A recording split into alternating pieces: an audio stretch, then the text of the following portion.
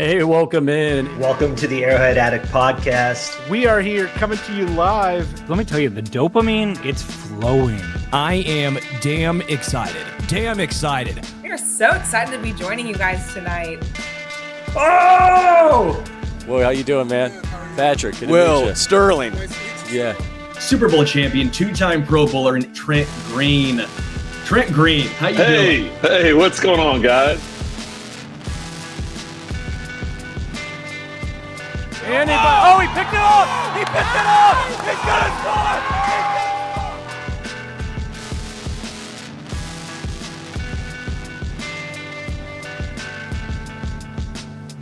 And we'll see you next week. But until then, as always, go Chiefs. Welcome into the Arrowhead Addict Podcast Tuesday edition. Sterling Holmes, Josh Brisco. Follow him on the X at JB Brisco. Myself at Homestretch Casey. A lot to get into. I know the tagline and the headline is alarming, but I actually want to give some reason for optimism, even including the offensive line. A lot to get into. Is Patrick Mahomes above reproach, or will we get into maybe some things that he can do better? Will we talk about him in the way we talk maybe about Bobby Witt Jr. in regards to superstars? Yes. Best of their position? Yes. But also, nobody is perfect. A lot I want to get into. But before we do that, Brisco, how are you? I'm good, man. I mean, I've been better, but I've been a whole lot worse too. That's kind of the Chiefs experience right now. It isn't where we wanted to be discussing this football team, but we've been around this team for our entire time on earth. So I also feel like I may bring a little optimism and at least a little perspective here today, because 0-2 is frustrating, but it's insane that it's the first time Patrick Mahomes has ever started 0-2. So I want to start here with a caveat and a preface before we go any farther. When we start talking about certain players, we're not saying we dislike them. We're not saying that they're bums. We're not saying that they're not even the best at their job or position or what they do in life. But what I am saying is nobody's perfect. And when we criticize or talk in larger detail about some specific aspects of this Chiefs team, we all have to come in with an open mind and realize, yes, they've won 2 out of the last 3 Super Bowls, going to all 3. No, I am not saying I am smarter than them or any of that, but I do think it's fair we can have some criticisms of greatness while also realizing they've done a damn good job and not saying the sky is falling. With that preface out of the way, the three-headed monster I'm talking about, quite frankly, maybe not what people think. I think Brett Veach deserves a little criticism for how this roster is constructed, right? I think Andy Reid deserves some criticism for how this offense is operating. We'll get into Matt Nagy as well. I think there's an interesting aspect to get into there. And I think Patrick Mahomes, for as good as he's looked at times these first 2 games, the amount of over my dead body moments he's had, they've almost all come with his legs. So I want to get into that perception as well. The quick takeaway I have on Matt Nagy, to me, it's like an offensive or a hitting coach in baseball, right? What do they really do? Well, you have philosophies, but end of the day, he's not making the lineup. That's the manager. End of the day, he might say, hey, I want Jalen Moore at right tackle, but Andy Heck and Andy Reid are saying, no, it's going to be Jawan, right? He might say, hey, Andy, what about this play call? And Andy might do it or might not. We know, end of the day, Andy Reid is the OC. Matt Nagy's OC in title only, right? And that's the way it's been here in Kansas City for a long, long time. I get a little frustrated when good plays, oh, that's an Andy play call. Bad plays, oh, that's Matt Nagy. No, it's a collaboration. Yeah, it's install. It's all of that he's a part of. But at the same time, there has been a clear change from 22 to 23. 22, Tyreek was still here. The difference is Bieniemy and Matt Nagy. Do I blame this all on Matt Nagy? Do I think Bieniemy was the it factor? No, I do not. But at some point, that does not matter. At some point, if the offense is stagnant and the same thing is transpiring over and over and over again, whether it's Nagy's fault or not, that's part of the job. Hitting coach in baseball, it might not be your fault. You might have the best game plan out there. You might have a phenomenal philosophy, but if it's not getting through to the players, it doesn't matter. Matt Nagy might be a genius, but if it's not getting through to the players, whatever's happening. Again, this might not even be anything on him. But just like in baseball, sometimes you have to make a decision to turn the team around, whether it's a energetic decision, trying to insert some energy, which we've heard time and time again this year already has been an issue. Hard decisions have to be made, and sometimes an injection of new thoughts, and quite frankly, maybe even it's just a mouthpiece, could be a difference. I'm not trying to say fire Matt Nagy necessarily, but I'm saying conversations should legitimately start of why has the offense looked the same, quite frankly, ever since he's taken over.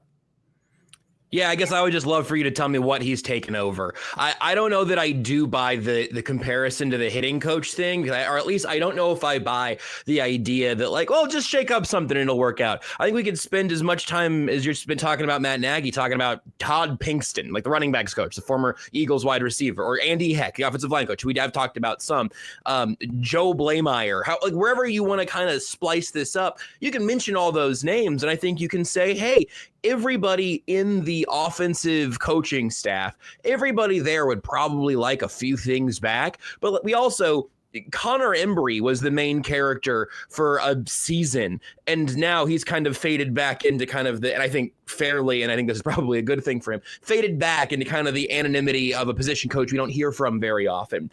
It's really, really, really hard for us from the outside to calibrate our expectations for position coaches, for coordinators, and really even for front office members. Joshua Uche, by the way, a swing and a miss by Brett Veach, has been a real contributor in a small role for the Philadelphia Eagles through 2 weeks of this season. Okay, well now, is that Steve Spagnuolo, Brett Veach, or Joe Colin? I don't know. Or was it Joshua Uche? Did he show up and have a bad attitude?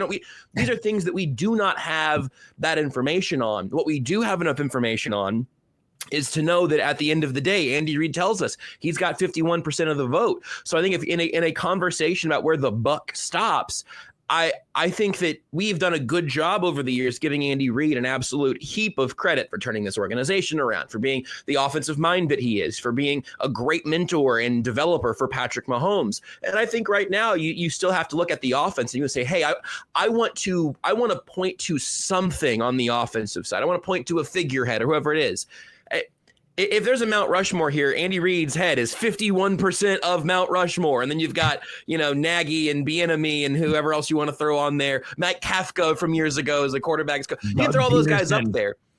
But ultimately, it's Andy's offense. So I think frustration with the offense is totally reasonable. I just over on everything else with Joshua Brisco, available now wherever you get your podcasts. Beards McFly has brought back sad fans, and one that really rung out to me in week one. We've done 2 Chiefs versions in a row, which makes me sad. But one that really rang out to me in week one was a comment that said, "What has Matt Nagy ever brought me except for Super Bowls and misery?" And man, I think about that a lot now. I've thought about that a lot over these last couple of weeks, because that's the only time we talk about Matt Nagy is when there's frustration with the offense. Eric Bieniemy was the recipient of that same offense is broken, it's his fault for years. And obviously the Chiefs didn't Andy Reid, I would say, at least at that point when Bieniemy left, Andy Reid didn't appear to think that Eric Bieniemy was the it factor or the secret sauce, because he left in a lateral move that I believe he was then fired from a year later because Washington cleaned house. I think it was just 1 season, right? So they had opportunities to bring Bieniemy back if they wanted to, I guess.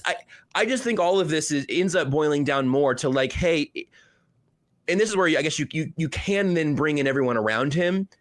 Who is Andy Reid hearing from inside the building? Who is bringing creativity and new ideas, be it from football games from 1945 or from things that are happening in high school games this Friday? There does appear to be a stagnation on the offensive side. Nothing new is really happening right now, but I think you can still point to the king and look at Andy Reid with his crown and the jewels and the Super Bowl rings and still say, excuse me, Your Majesty, do we need a refresh here somehow? And again, I think that ends up reflecting on the unit as a whole. I get kind of uncomfortable trying to pin down, well, here's the villain of it, because I think it's probably too complex for that. No, 100%. And again, I think a lot of times Nagy has been unfairly criticized and unfairly given non-praise to that always flows to Andy's feet. I don't disagree. The point I'm trying to make here is stagnation has happened a long time now. From 2018, Chiefs are scoring 35 points a game. That's not a hyperbole. 35.3 points a game past 2 years. I believe it was 21 and 22. That's 2 touchdowns a game difference. The Chiefs were giving us literal offensive crack, and then they took the crack away. Of course, we're going to be a little antsy and angry about something, even when wins, because it's not quite as fun, right? We're out of Chiefs offensive crack. That's what I'm complaining about here. Maybe Nagy took our crack away.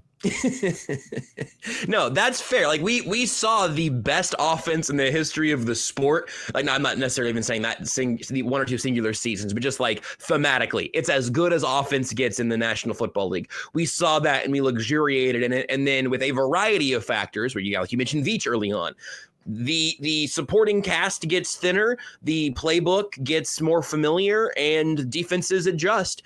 That's the push and pull of this league. So again, we can move on because it is what it is, but that's a little bit the point I'm trying to make here. It's not saying it's all Nagy's fault, but sometimes you need a figurehead. You're not canning Andy Reid, right? That's not going to happen. Sometimes it's an emotional move that you make just to try and fire up and try and switch something up, because sometimes I do think loyalty, not a bad thing at all, but at times, if you're not going forward and you're stagnating and staying the same, well, then you're actually taking a step back. Again, it's a multifaceted issue, the wide receiver issue / suspension, the offensive line doing what it is. And I think Patrick Mahomes taking I don't know if a step back's the right word, but I think there's a little bit of in his head. This is all me, by the way. No one else has said this, or at least alluded to this. And it has to do with how he's throwing the football. And before we get into that, I'm talking underdog, because right now Chiefs are underdogs. They were underdogs in this game and they lost. It was no fun. Normally when they're underdogs, I like throwing something down with them. I tried going a lot of hires on the Kansas City Chiefs in this previous game. It didn't work. But on underdog, it's super easy. Even if the Chiefs lose, you can still win, because all you have to do is pick if your favorite players will go higher or lower on stats like touchdowns, receiving yards, interceptions, and more. Get your picks right, and you can win up to 5,000 times your cash. You can play with as little as $1. So again, last week I was a little enthused on a couple of players for the Chiefs. It did not work, and that happens. What we're going to do, though, is if they have it open now, they might not. I might have to do this on Friday. Well, on Friday, listen in, and on Underdog, we'll go higher with some Chiefs players, okay? We're going to do it. We're going to have some fun. We're going to think that they come back with a vengeance against the Giants. So come back here on Friday. I'll give you some higher or lowers with some guys for Underdog, and we'll make an Underdog lineup together. That's right, you and me. Download the app today and sign up with promo code Arrowhead Addict to score $50 in bonus funds when you play with your first $5. That's promo code Arrowhead Addict. Millions of fans have won billions making picks on Underdog. Will you be next? Underdog. Make picks, win money. Must be 18 plus, 19 plus in Alabama, Nebraska, 19 plus in Colorado for some games, 21 plus in Arizona, Massachusetts, and Virginia, and President State where Underdog Fantasy operates. Terms apply. See assets.underdogfantasy.com/web/play and get terms _DFS_.html for details. Offer not valid in Maryland, Michigan, New Jersey, Ohio, and Pennsylvania. Consider with your play. Call 1-800-GAMBLER or visit www.ncbgambling.org. In New York, call it 24/7 Hopeline at 1-877-8-HOPE and wire text Hope and Y 467-369. 9.2. I was really locked in from kind of when you picked it up to think, all right, I want to make sure I can like go back and tell you if you ask me, where were you dinging tenths of points? You got 1 or 2 back at the end. It was so tight. That's a good effort by you, Stu. Thank you. Sometimes you just got to make it up at the end, like Baker Mayfield. Baker Mayfield did. You're the Baker Mayfield of podcasting. I've often said this. So, and this is actually what Scott just said. Anyone notice a lot of tip passes in the first 2 games? This is kind of what I'm alluding to here, Scott. Again, Patrick's the best quarterback in the NFL, in my opinion. I don't want any other quarterback in the Kansas City Chiefs. He's the GOAT, but he's not perfect. And there's something that I feel like I'm noticing that there's no baseball savant page for a pitcher's arm angle. There is for that, but there's not a quarterback's arm angle that I know of for baseball savant, for football savant, right? I don't know of one. Does it look like he's 3/4ing the ball more in situations that he doesn't need to? Is he throwing the ball lower than he used to in the past? Is the ball not fluttering in a duck way, but sometimes sailing on him more so than maybe being driven? Like that one to Noah Gray early in the first half, just complete overthrow. Tyquan Thornton late in the game, but also one early where he threw it like basically out of bounds to not even give Tyquan Thornton a chance. I'm not saying Patrick's always been the best deep ball thrower, because I don't know if that's necessarily been the case. He's been good, but I don't know if best deep ball thrower was necessarily always Patrick's claim to fame. but it has taken a step back. And I know people have talked about footwork and all this stuff. I just wonder about the arm angle a little bit here, something that at least that it looks like to my naked eyes.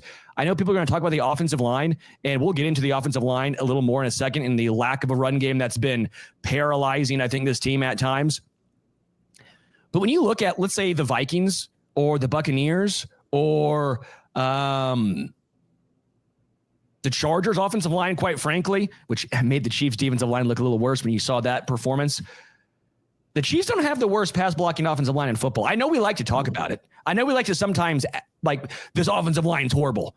Well, they're about average, which is not good enough considering that the amount of money that is being sunk into this offensive line. It's all relative, right? Like we can complain about Juwan Taylor, but like he's not the worst right tackle in football, right? It can be worse than that, penalties aside.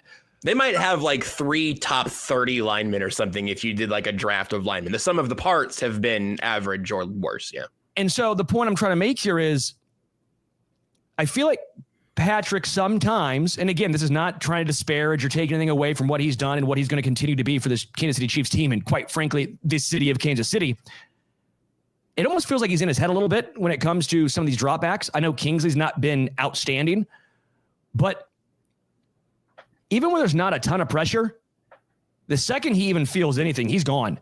Like when you watched Baker Mayfield, and again, Patrick's better than Baker Mayfield, but I'm saying there's one aspect that I think you can learn from. One thing you can learn from Justin Herbert. They maneuver the pocket very, very well. They're not immediately feeling something and saying, we got to get out of here. I got to use my legs right this second or else we are screwed. And that's what Patrick's done the first 2 games. Him averaging over 60 yards a game in the first 2 games. Unsustainable. Sorry, if he gets over 1,000 yards rushing this year, that's not good. Something has seriously gone wrong. So whether it's trusting protection or getting back to hitting that back foot and letting the ball go, because I did think Tyquan Thornton at times, I know Hollywood didn't have the best separation this game. He did a couple times. We always love to say, well, there's no separation. Well, I don't know. I saw Noah Gray open a couple times. I saw Tyquan Thornton open a couple times, and it felt like he was already running out of the pocket. So I think it's a multifaceted thing, but the thing I just wanted to bring up is I don't think Patrick is without reproach. Again, best quarterback in football, but can we at least have an honest, open conversation about this? Yeah, again, I think there's something else where there's going to be a lot of levels to it where like Sean in the comments says Andy needs to go under center way more often, where like the rest of the league right now is running more play action stuff, which can have your quarterback on the move a little bit and then maybe get themselves a little bit more grass to work with. I think the angle on like Mahomes being a little sped up and still distrusting of that offensive line, I think at least anecdotally, it's 2 games, a relatively small sample size, and I haven't rewatched 4 this specifically, so I reserve the right to look back at this and go, hey, maybe I misjudged this. But I think you have seen the offensive line be holistically better this year than it was last year. And we know how much of a nightmare it was throughout most of last season.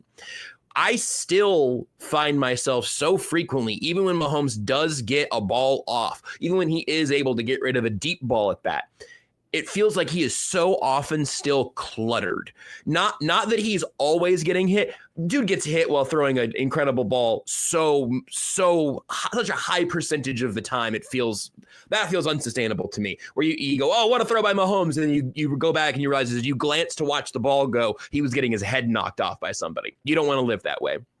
But even as he's had, I think, fewer like things you could label as pressures, or even when he is not actively being hit, he does start to get quite a few bodies around him where he ends up with a relatively tight pocket.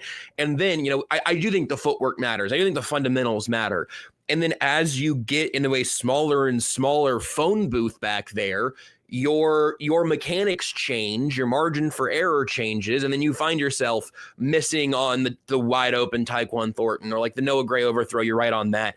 He for years has kind of come out and overthrown some guys, been a little too tightly wound early in games. That was from early in his career. And I think for a while that kind of stopped and he seemed like he got a hold of it. And then sometimes he just was super duper amped because it's an emotional game and you're playing in your first Super Bowl, or you're playing, I guess, your second Super Bowl, and it's still, you're amped, right?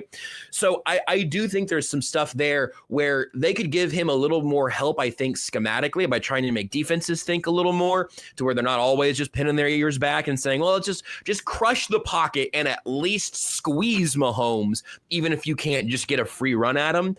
And so I think that there's probably a domino effect of a bunch of things intertwined that way. Yeah, I see what DJ said, and that's such a good call, is look at pocket width between Josh Allen and Mahomes.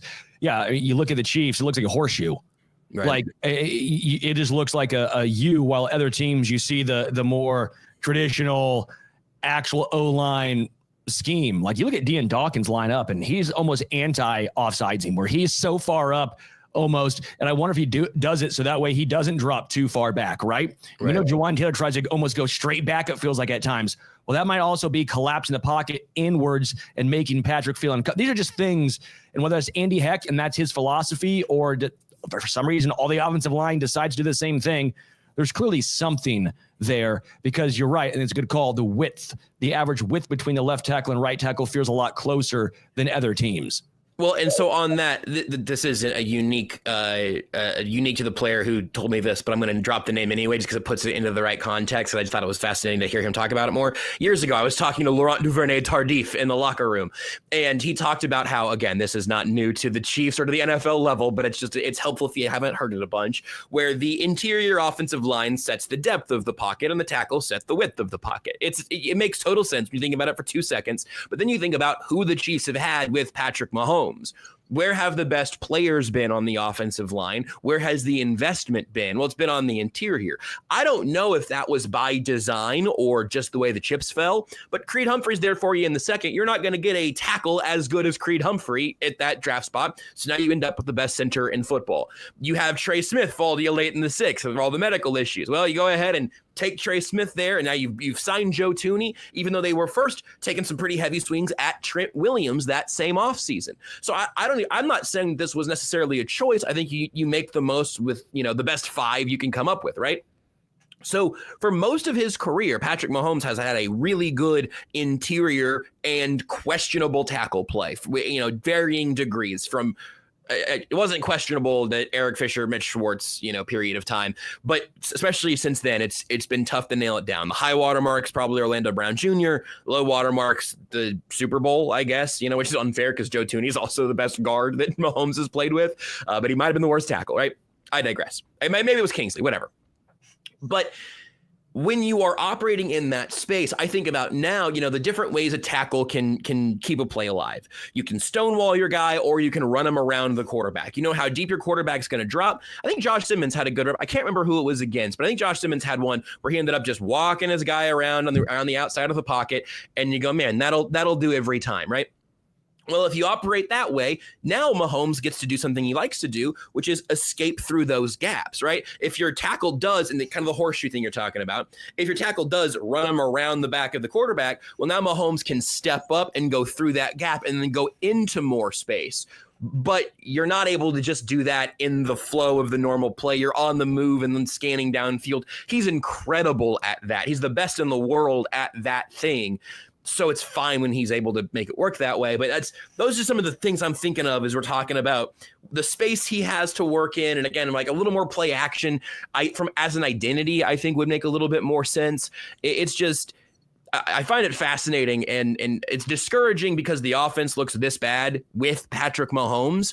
And it's kind of encouraging and kind of fun because the two receivers are coming back at some point and you have Patrick Mahomes. Yeah, and that's obviously a major factor, right? We know the offense should, I guess it's not a guarantee, but we all assume that it looks a lot better with Rashee Rice and Xavier Worthy in this offense. I do think Tyquan Thornton has done a lot of nice things. I thought Tyquan Thornton's been deep open a lot, getting separation. Hollywood Brown hasn't always had the separation, but outside that first drop he really had, he's had some really sure hands on a couple of those tight windows against the Eagles. He came down, and I know they're not big plays, but I was very impressed with his hand strength to come down with those balls. Defensively, we know I don't want to spend too much on the defense because we know how good they were against the Eagles. I'm really enthusiastic, and I was more or less trying to talk offense for this particular episode, but the defense looks very, very good.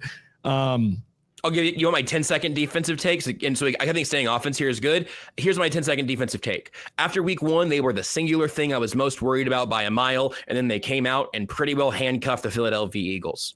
Good stuff, guys. Pass rush is still a problem. Great day for Spags. Much better day in the secondary. Good run defense against Saquon and Hurts. Still have a pass rush problem, but a outrageously better process and result than what we saw in week one. 100% could not agree more. Let's talk about the run game here. That's been a big takeaway here. Again, all this is multifaceted. Do we have some blame for Veach for almost never? I don't want to say never because he's been a first rounder on Clyde. Can we have some nuance here? Can we not spend a first rounder on a running back, and can we not have a 7th rounder and a 30-year-old as like? Can we have somewhere in the middle? Yeah. Like Cam Scattaboo would be lovely. And I was trying to think of this the other day. How many running backs in the NFL would you take before you got to taking Pacheco or Kareem Hunt? Quite a few. 40? Maybe. No, if you think about it. I probably would have had Pacheco in the like 25 range at the beginning of this season. I remember we've had so many conversations about Isaiah Pacheco this offseason. And but he has this has been 2 really weird, rough games for him. We know exactly what Kareem Hunt is. He has a value. It's just, you don't want him leading your team in carries or yards if you don't have to. I am desperate to see something from Brashard Smith. Elijah Mitchell's on the team, but a healthy scratch. I wish Isaiah Pacheco could have gotten 30 more reps in the preseason. Maybe it's 30 snaps and 15 more carries. Because I saw a comment a second ago, and I'm sorry, I don't know where, from Bumpa, asked about why does Pacheco look so much worse here? I don't know. But you're not just seeing things. I mean, his vision has been poor, and we've kind of known that's a weak link in his game anyway. But also, it feels like the burst to hit the hole might be a little bit lesser. And I just thought we were going to get him back at his physical level pre-injury, and I think it seems like he should be physically ready to go there. I'm not willing to fundamentally cut bait. I still kind of think maybe other than Smith, I think Pacheco is still probably going to have to be the guy that kind of raises the ceiling of this running back room a little bit. But he just seems like he hasn't gotten into a lick of rhythm. And I'm not the guy to tell you, give him 15 carries no matter what, because you give him 15 carries and you punt 5 times, the game's over. It's 24-0 before he breaks off a run. But I do find myself wondering if there is a reps and rhythm and feel thing that he hasn't been able to get back quite yet. And maybe it's just kind of over. Maybe we've seen the peak from him, and maybe he's not the same guy after the injury. I don't know. Yeah, to me, the run, and again, it's one run, one example, but it feels so apropos of what we're talking about. Mitchell Schwartz on his Twitter account had a run that the right side of the offensive line just did a phenomenal job of opening up a huge hole. The run is clearly to be behind Trey Smith. Clearly. He runs into Kingsley Suamata'ia's back. Yeah. It was 3rd and 2, and they ended up picking up the 4th and 1. And that, I believe, was actually when the interception eventually happened. And then part of you goes, Travis Kelce, we know. We don't need to dive into that because we talked about it already. Just in general, we've talked about it. But you're that's a touchdown. How many running backs in the NFL see that and have a touchdown? And I guess that's where my frustration lies is you look around the NFL, I was you're watching the Vikings, you're yeah, Aaron Jones hits that. Jordan Mason hits that hole. You look last night, you're Ashton Jeanty hits that hole, who had a bad game, but Ashton Jeanty still hits that hole. You're does Zamir White hit that hole? You see Rashard White and Bucky Irving both make a lot out of nothing with really bad offensive lines. Again, it's just, even when there is a hole and we keep talking about, does the offensive line ever get holes? And then you see one, you're that's a bleeping big hole, man. I don't know how the plays to the right and you run into Kingsley's back. That makes no sense. And again, Kareem is finding those short yardage situations. He has a role in this team. But this has been my concern with Pacheco all along, and why I think fans sometimes, not every fan, but some fans, they get so excited because he's a burst of energy and he moves his feet so quick. I'm yeah, he's great at ladder drills. He'd be incredible at ladder drills. He gets his knees up and back. But can he calm down a little bit? Can he wait for a play to develop, or at least go instead of just immediately grabbing it and going wherever his legs take him? Again, I'm not necessarily saying we have to cut bait and the Chiefs should cut bait with Pacheco right now, but it has to be a serious conversation of this is not good enough, because when you are seeing holes and you look at every other team in the NFL have multiple running backs who could pick up 4 or 5 yards a carry, at least when there's a hole like that, and the Chiefs are lucky to get 2 or 3, there has to be a serious trade conversation in place. Yeah, I mean, the frustrating thing is that we talked about this throughout much of the offseason of like, well, there's got to be something else here, right? Like there was a comment a second ago about from Durham Dawn that said this team's missing its version of Samaje Perine or Jerick McKinnon. What's funny is last year it felt like they were missing their version of Samaje Perine because he never really got into the workflow I expected. This year, Samaje Perine just went back to Cincinnati. They could have brought back Samaje Perine, and it appears, and they didn't attempt to do that. You also mentioned like Genty's off to a slow start. Amarian Hampton's off to a slow start. Travion Henderson's barely playing. And I think all three of those guys have had some, or at least Genty and Henderson have had some whiffs in pass protection, the kind of thing that you have to be able to do to stay on the field, to get on the field as a rookie running back. At least to be able to stay on the field. Your talent can get you there, but you want to stay on, keep your quarterback alive. The full circle, like running backs don't matter conversation of it all is kind of interesting to me because I think the implied context to the entire running backs don't matter movement was that it's very hard to predict who good running backs and consistent running backs will be. And it really doesn't matter if you've got guy 5 or guy 25 in the league. Your top 3, 4, 5 running backs can be needle movers, but they better be healthy, and you got to be just an absolute freak like Derrick Henry or Saquon Barkley, or when available, CMC. But obviously, when available is the huge asterisk on do you want to pay this guy $25 million or whatever it's going to be. And the Chiefs right now don't have guy 25. They don't have the replacement level back who can just sort of be a guy in the rotation. Again, Elijah Mitchell's on the active roster. Clyde and Carson Steele both have practice squad spots. If you are not interested in any of those 3 guys playing, what is the strategy here? Brashard Smith might just be a matter of getting up to speed and getting into the offense. It's time for you to get tested. I know you're a 7th round rookie, but there's no juice in this running back room right now. So you're the next man up. When they signed Kareem Hunt this offseason, I was surprised that he got a deal and got it when he did. At the time, I don't really think this guarantees his roster spot. I think this is about just making sure you've got a guy who can do some short yardage stuff around. And if nobody else overtakes him, then maybe he makes it. But him and Elijah Mitchell were like 2 different sides of this veteran running back coin to figure out who can give you some production. Hunt, again, has value and a role on this team. Mitchell doesn't right now. Pacheco hasn't done anything of particular note. I think if there was anything that I was going to say, like that I estimated wrong coming into the year, I think I found my optimism around Isaiah Pacheco this offseason, and that has not materialized. Everything else about this running back room seems pretty predictable. Hunt's the exact guy you expect him to be. Mitchell doesn't have the burst post-injury, apparently. And Brashard Smith is a rookie who's played 1 year of running back after playing receiver up until then in his football life. So I hope the Chiefs aren't surprised at how the running back room looks right now.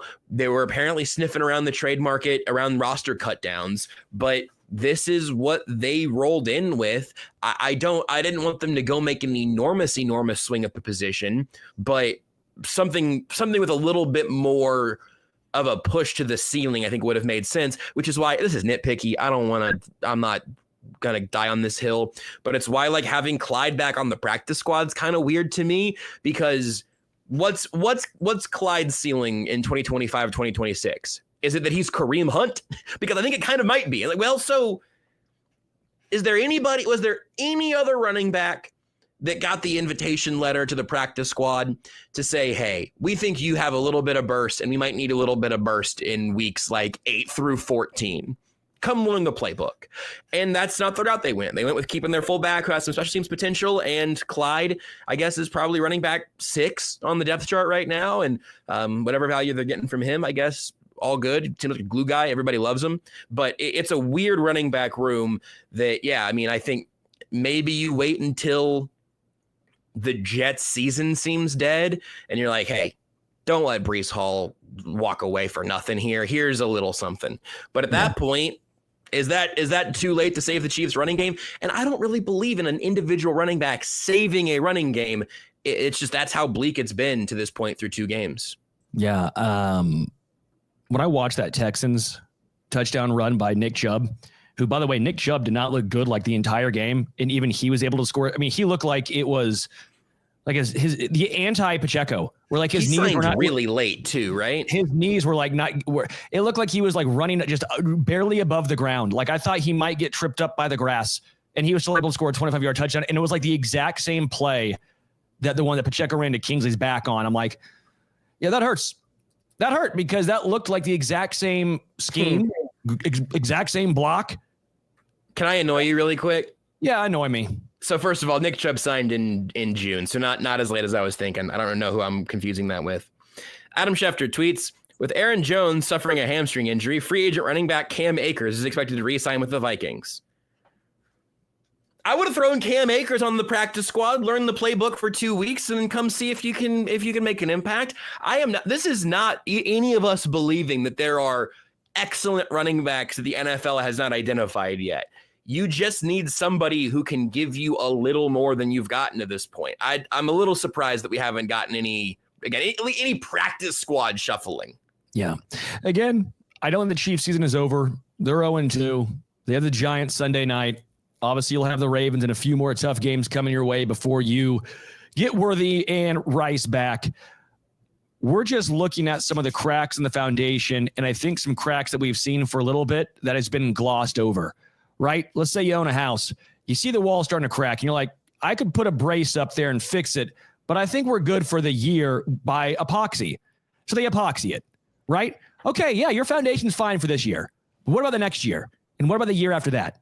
That epoxy is going to crack, and that Band-Aid you put on it needed the full-blown brace. Well, now you got to go and get peering done to your foundation because now even the brace isn't going to be enough to bring the wall back, right? That's just, I think, what we're bringing up. We weren't saying Chiefs couldn't win a Super Bowl last year with what they had, but it's starting to become more and more of an issue. And at some point, you got to invest something or else, hell, too late.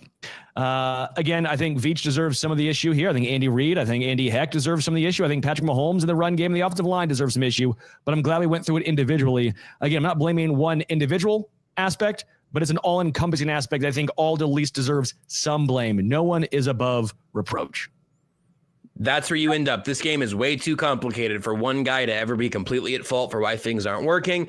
And I think the defense probably had a little come to Jesus moment after week one of what the bleep happened to us against the Chargers in Brazil. How are we not communicating better? They come back in week two and they look like a rejuvenated unit. And I think blitzing the bleep out of Russell Wilson is a good plan for week 3 too. So Spags can dial something similar up. Offensively, I have to think there's a similar thing happening. I really, really hope that with or without Xavier Worthy, I hope the offense comes out with something on Sunday Night Football where we go, oh, that's different. Maybe they did run 10 more play action snaps. That might be too many to get my hopes up. Maybe it is a running game that actually does get productive. And you mentioned Mitch Schwartz earlier. This is a little bit of a slightly tangential, but I thought it was such an interesting point. I actually have the direct quote in a Google Doc here because I thought it was good stuff. Mitch Schwartz was just tweeting an absolute ton after the game on Sunday and through yesterday. And of all, he talked about it being everything. You got wide receiver 1 and 2 and Royals are all out. And you've got all these different factors. I think Schwartz did a great job with this. But on the offensive line front, he said, as good and physical as those guys are, they don't take over games the way the Eagles or Lions or other offensive lines do when they're rolling. I don't know how you change that or what that looks like. If I did, I'd probably be getting paid a lot of money by an NFL team instead of doing this lovely show with you, Sterling. But no, you did this instead. I would try to do both. I would make them tell me that I couldn't do this officially. If you can take this unit that has very highly paid players at center, right guard, right tackle, and very highly drafted players at left tackle and left guard, who you the Chiefs evaluated and you brought in because you liked what they brought for your scheme, your vision for them, whatever it was. You picked these 5 guys at different times. You've brought them together. You're telling us these are your best 5. These are pretty good players on paper and very good players individually, most of them. And then Kingsley's unknown. They, as a unit, I just thought it was such an interesting observation by a former offensive lineman that knows what this looks like. They don't ever take over a game. It's not here's a dominant stretch where the lead block from Trey Smith, the offensive line blowing the D-line off the ball, this perfectly picked up blitz.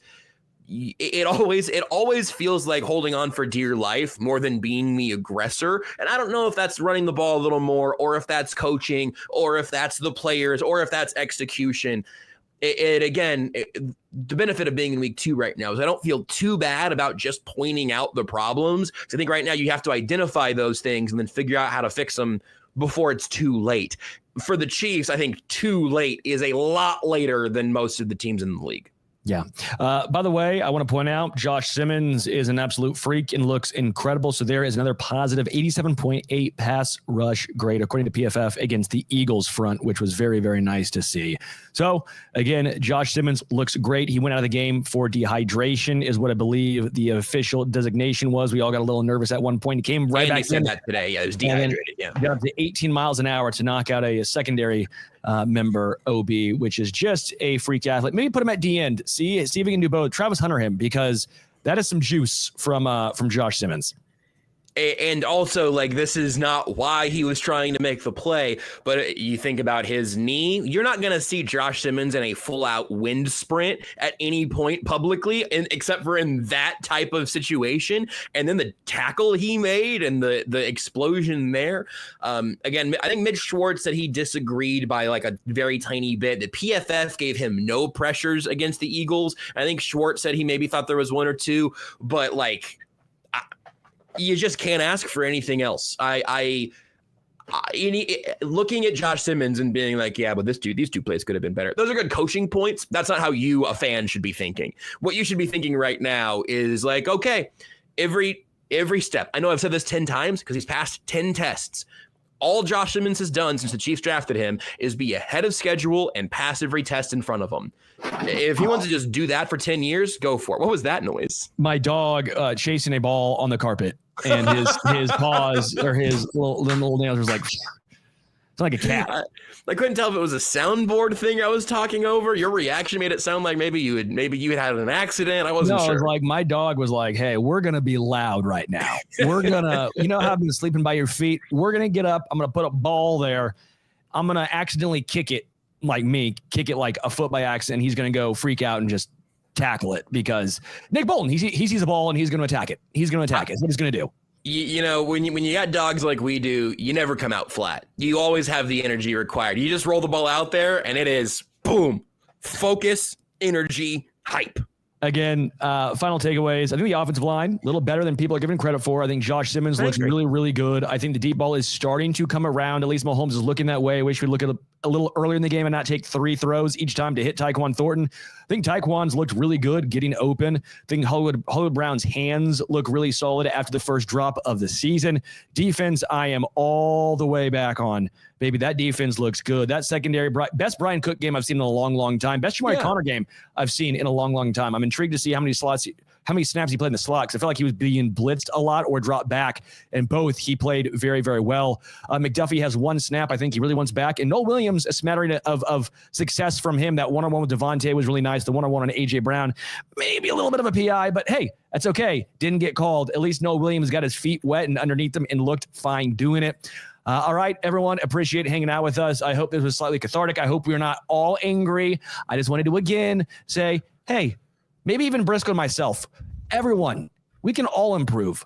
We know we can do better. This entire Chiefs team, we know every single one of them, coaches included, they can do a little better. We'll talk to you later on this week. I'll be back with Adam Best on Friday. Brisco, listen to him in about 45 minutes or so. Call it an hour. Call it an hour, he says. Appreciate y'all hanging with us for about an hour. Until next time, we are out.